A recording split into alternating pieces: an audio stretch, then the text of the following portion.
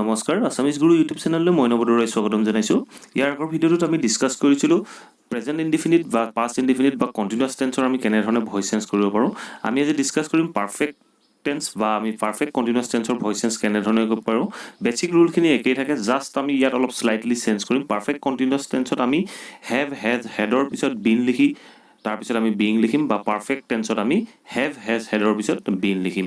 আমি প্ৰেজেন্ট কন্টিনিউয়াসত যেনে ধৰণে বিং লিখিছিলো পাৰফেক্ট কন্টিনিউয়াসতো আমি তেনে ধৰণে বিং লিখিম, বা ইনডিফিনিটত যেনে ধৰণে আমি বি ভাৰ্ব ইউজ কৰিছিলো ঠিক তেনে ধৰণে আমি পাৰফেক্ট টেন্সত হ্যাভ হ্যাজৰ পিছত আমি বিন ইউজ কৰিম। সো আহক এটা ভিডিঅটো আৰম্ভ কৰো। সো ইয়াত আমি ফার্স্ট সেন্টেন্সটো লম যে she has finished her homework. she has finished her homework. ইয়াত চাওক, ইয়াত আমি অবজেক্ট কি পালো, her homework. So her homework টো আমি সাবজেক্ট হিচাপে আনিম, her homework. So her homework টো আমি সাবজেক্ট হিচাপে লিখিলো। তাৰ পিছত চাওক, আমি টেন্স অনুযায়ী এটা বি ভাৰ্ব বা অক্সিলাৰি ভাৰ্বৰ হেল্প লম। সো ইয়াত আছে হেজ, হেজত আমি প্ৰেজেন্ট পাৰফেক্ট টেন্সত হাৰ হোমওয়াৰ্কৰ লগত কি আহিব, হেজে আহিব। হাৰ হোমওয়াৰ্ক হেজ, তাৰ পিছত আমি লিখি been, her homework has been, তাৰপৰ ভাৰ্বৰ past participle form finished by her. So আমি কলো যে her homework has been finished by her. আমি সেকেন্ড সেন্টেন্সটো চাওঁ। সেকেন্ড সেন্টেন্সটো ক'ব পাৰোঁ যে I have had an apple from this basket, বা I have had an apple from the basket. এনেধৰণৰ বাক্যবোৰ আমি কেনেধৰণে কৰিম, আমি ইয়াত অবজেক্টটো প্ৰথমতে বিচাৰি ল'ব। অবজেক্টটো কেনেধৰণে বিচাৰে, ইয়াৰ আগৰ ভিডিঅ'টোত মই কৈছিলোঁ, যদি চোৱা নাই সেই ভিডিঅ'টোৰ লিংক ওপৰৰ আই বটম আৰু তলৰ ডেছক্ৰিপশ্যন বক্সত পাই যাব।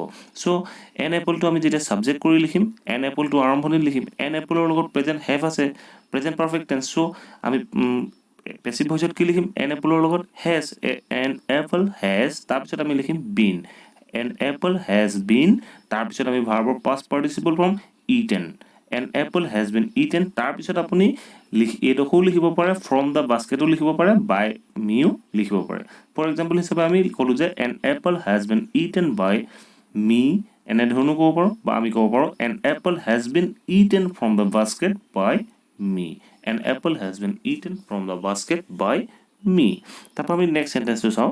নেক্সট সেন্টেন্সটো হ'ল the president had presided over the meeting. The president had presided over the meeting. কি প্ৰিচাইডেড কৰিলে, মিটিংখন প্ৰিচাইডেড কৰিলে। চ' মিটিংটো আমাৰ অবজেক্ট পালোঁ। চ' আমি মিটিং, দ্য মিটিংটো আৰম্ভণিত লিখিলোঁ।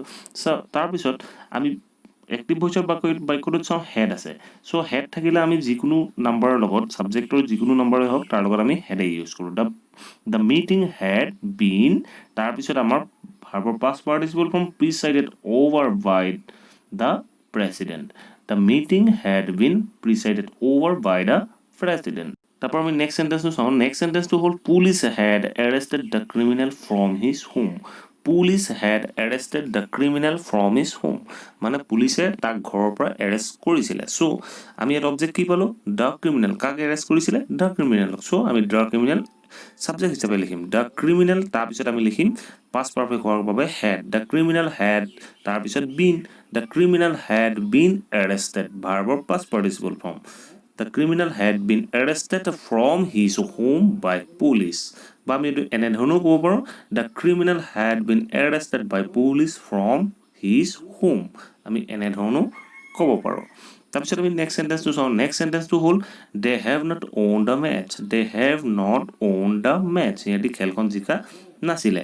চ' ইয়াত আমি দেখিলোঁ যে দ্য মেটচ অবজেক্ট, কি জিকা নাছিলে, the match. Saw' the match object, the match আমি লিখিলোঁ। তাৰপিছত আমি লিখিম দ্য মেটচৰ লগত আমাৰ প্ৰেজেন্ট পাৰফেক্ট টেন্সত কি বি ভাৰ্ব লাগিব, has. The match has not, তাৰপিছত এক্টিভ ভইচত থকা নটটো আমি পেছিভ ভইচত লিখিম, দ্য মেটচ হেজ নট, তাৰপিছত আমি লিখিম been, the match has not been won by them. আমি এনেধৰণে এক্টিভ ভইচৰ বাক্যটো পেছিভ কৰিম। তাৰ পাছত চাম আমি এটা অন্য বাক্য।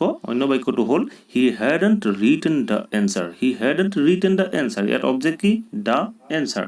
দ্য এনচাৰটো আমি আৰম্ভণিত লিখিম, তাৰপিছত হেড থকাৰ কাৰণে হেডেই লিখিম, দ্য এনচাৰ হেড, তাৰপিছত নট আছিলে নট লিখিম, দ্য এনচাৰ হেডন্ট, তাৰপিছত আমি লিখিম been, the answer hadn't been written by him, the answer he hadn't been written by him. আপোনালোকে হয়তো ভইচ চেঞ্জৰ বেছিক ৰুলখিনি নিশ্চয় জানে সো যদি নাজানে ওপৰৰ আই বুটামৰ তলৰ ডেসক্ৰিপচন বক্সত ভইচ চেঞ্জৰ বেছিক ৰুলৰ কিছুমান ভিডিঅ' পাব সেইখিনি আপোনালোকে চাই ল'ব পাৰে এতিয়া চাম আমি পাৰফেক্ট কন্টিনিউয়াছ টেন্সৰ বাক্য এটা কেনে ধৰণে এক্টিভ ভইচৰ পৰা পেসিভ ভইচ কৰিব পাৰোঁ ভিডিঅ'টোৰ আৰম্ভণিতে মই কৈছিলোঁ যে হেভ হেজ হেডৰ পিছত আমি বিন লিখিম তাৰ পিছত আমি কন্টিনিউয়াছ টেন্স হোৱাৰ কাৰণে বিং ইউজ কৰিম তাৰ পিছতে আমি ভাৰ্বৰ পাষ্ট পাৰ্টিসিপল ফৰ্ম ইউজ কৰিম সো আমি এতিয়া গম পালো ৰুলখিনি এতিয়া আমি চাম এক্সাম্পল সো ফাৰ্স্ট এক্সাম্পলটো আমি ক'ব পাৰোঁ যে I have been reading a book since morning I have been reading a book since morning মানে ৰাতিপুৱাৰ পৰা মই এখন কিতাপ পঢ়ি আছো কি পঢ়ি আছে a book টো আমি অবজেক্ট পালো a book টো আমি সাবজেক্ট হিচাপে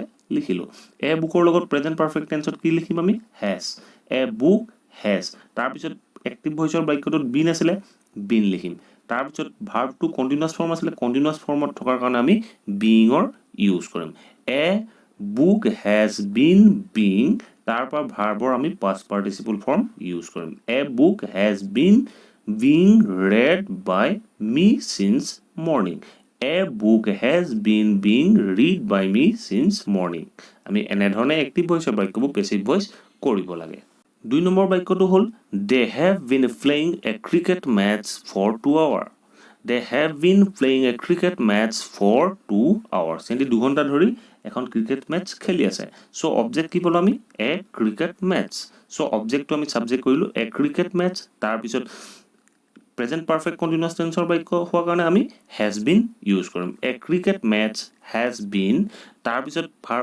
পাৰফেক্ট কন্টিনিউয়াছ টেন্স হোৱাৰ কাৰণে আমি লিখিম has been being a cricket match has been being তাৰ পিছত আমি ভাৰ্বৰ past participle form played a cricket match has been being played by them for 2 hours a cricket match has been being played by them for 2 hours তাৰপিছত আমি next সেন্টেন্সটো চাওঁ next সেন্টেন্সটো কৈছে যে she had been playing a guitar with her kids she had been playing a guitar with her kids এই বাক্যটোত চাওক object কি পাম আমি এ গিটাৰ কি বজায় এ গিটাৰ বজায় সো অবজেক্ট এ গিটাৰ তাৰপিছত আমি had been আছে had been means past perfectত আমি সকলোৰে লগতে had ইউজ কৰোঁ so a guitar had been perfect continuous so আমি ইউজ কৰিম being a guitar had been being তাৰ পিছত ভাৰ্বৰ past participle form played a guitar had been being played by her with her kids a guitar had been being played by her with her kids তাৰপিছত আমি next সেন্টেন্সটো চাওঁ next সেন্টেন্সটো হ'ল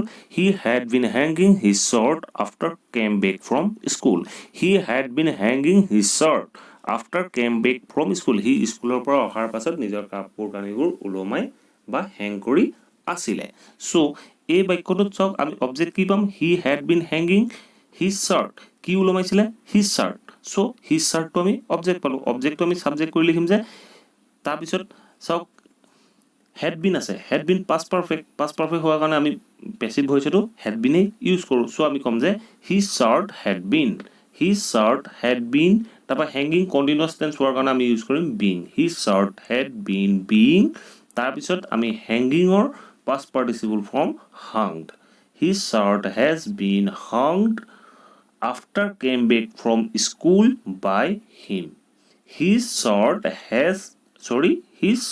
had been being hung after came back from school by him বা আমি এই বাক্যটো এনে ধৰণেও লিখিব পাৰো his shirt had been being hung by him after came back from school she has not been written her homework for a long time she has not been written her homework for a long time মানে বহুত দিন ধৰি তাই নিজৰ homework লিখা নাই so এই বাক্যটো আমি কেনে ধৰণে পেসিভ ভইচ কৰিম ইয়াত আমি অবজেক্ট কি পাম কি নিলিখে her homework বা হোমৱৰ্কখিনি যিখিনি আছে সেইখিনি নিলিখে সো আমি অবজেক্টটো সাবজেক্ট কৰি আনিম her homework সো বাক্যটোত আমি দেখিছে যে homework আছে works সো মিন্স এটো এটা প্লুৰাল ফৰ্ম সো আমি কি কৰিম her homeworks ইয়াত প্ৰেজেন্ট পাৰফেক্ট has not আছে সো আমি her homeworks লগত ইউজ কৰিম have her homework have তাৰপিছত not থকা কাৰণে আমি have লগত not ইউজ কৰিম her homework have not been আমি কম যে her homework have not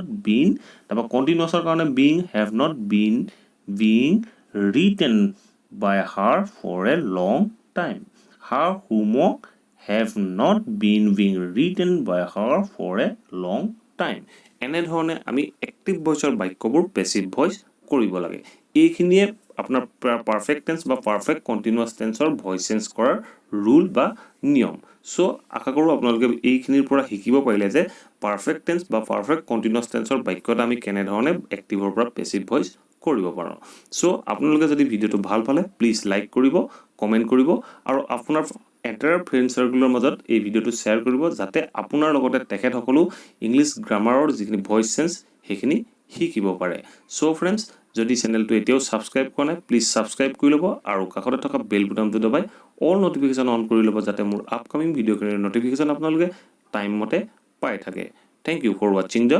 video